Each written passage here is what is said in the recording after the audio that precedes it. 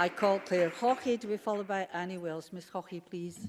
Thank you, Presiding Officer. And I would like to begin by referring members to my entry in the Register of Interest, in that I'm a registered mental health nurse and currently hold an honorary contract with NHS Greater Glasgow and Clyde. As a mental health nurse who has worked in the NHS for over 2 decades, I'm very well aware of the challenges it's facing today. Thankfully, our population are now living longer due to advances in medical treatments and care, and therefore the pressures and demands on our NHS are growing. And to meet the challenges our health service is facing, this Scottish Government have undertaken major reforms by integrating health and social care, as well as investing record levels in our NHS, topping £13 billion this year, in spite of ongoing Tory austerity. Presiding Officer, today's Conservative motion references how financial difficulties are being faced by health boards across Scotland, and this is of course true. However, I would go much further. Financial problems are being experienced in Northern Ireland, in Tory-run England and Labour-run Wales NHS. The challenges faced by NHS Ayrshire, Tayside and Lothian are not unique to Scotland. And by way of example, in England, 83% of acute hospital trusts were in deficit, to the tune of £1.5 billion, according to figures released in September last year. The Hywel Dda Health Board in Wales, which serves Carmarthen and Pembrokeshire, has a budget deficit of around £69 million. And the largest health board in Wales is also subject to a charity cash probe. Now, being a healthcare professional myself, I fully appreciate the concerns of the public and politicians regarding the spending of charitable donations in NHS Tayside. It's imperative that health boards use such money appropriately and for their intended purposes. The inquiry into the Tayside Endowment Fund by the OSCR is the correct step, and rightly NHS Tayside have proactively agreed to repay the money to the endowment fund.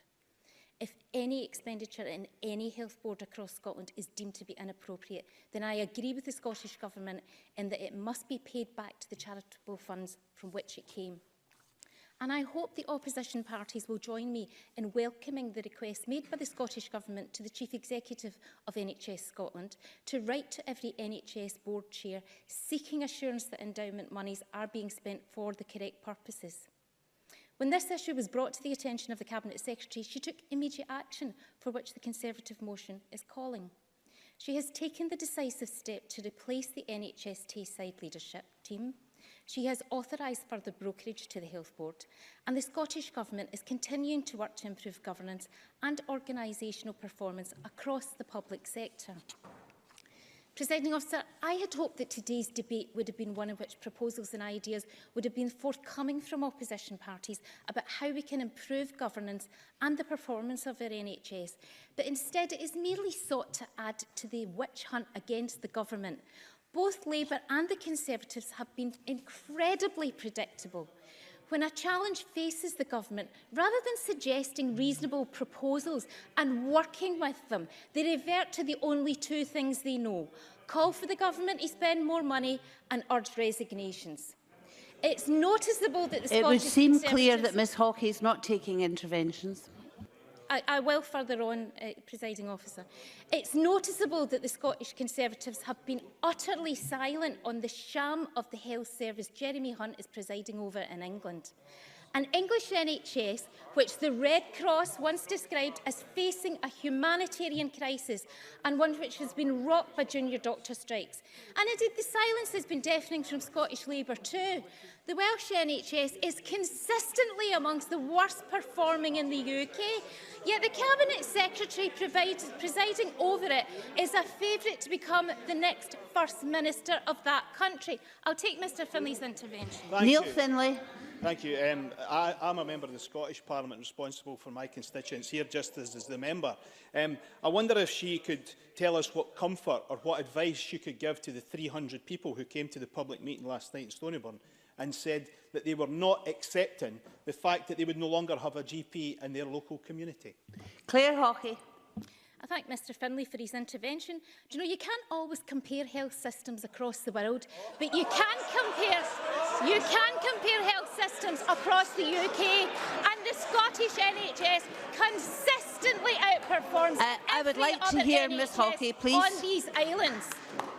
The very fact that both parties voted down the Scottish Government's budget early this year shows they're happy to play political football with our health service.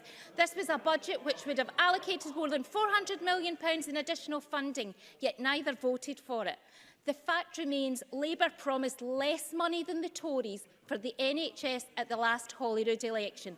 And coupled with Tory austerity, I don't know how either party can keep a straight face when it comes to complaining about health service finances.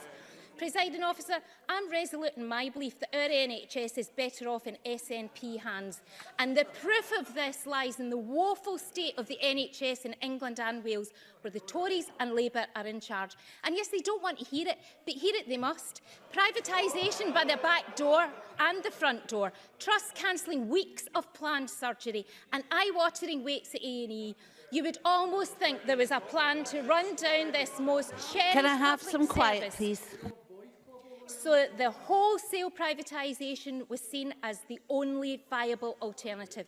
Today's debate comes in the same week as 3 positive news stories about Scotland's health service. Excuse me, Mr Dornan, you will get your turn shortly. Carry on, Ms Hawkey. Part 3 of the National Health and Social Care Workforce Plan was published with £7 million investment in nurse training, and I warmly welcome that. Scotland's A&E's figures once again shown to be the best in the UK, and this in the week where the Scottish Government's minimum pricing policy has finally come into force. Yes, our health service is under pressure, and yes, particular health boards have more challenges than others, and they must be addressed. But, Presiding Officer, we've not heard from any MSP today why the issues facing particular health boards are the direct fault of the Cabinet Secretary herself, and petty games like this trivialise our politics. We should let the Cabinet Secretary go on with her job in improving our NHS, the one which is already outperforming all the others on these islands.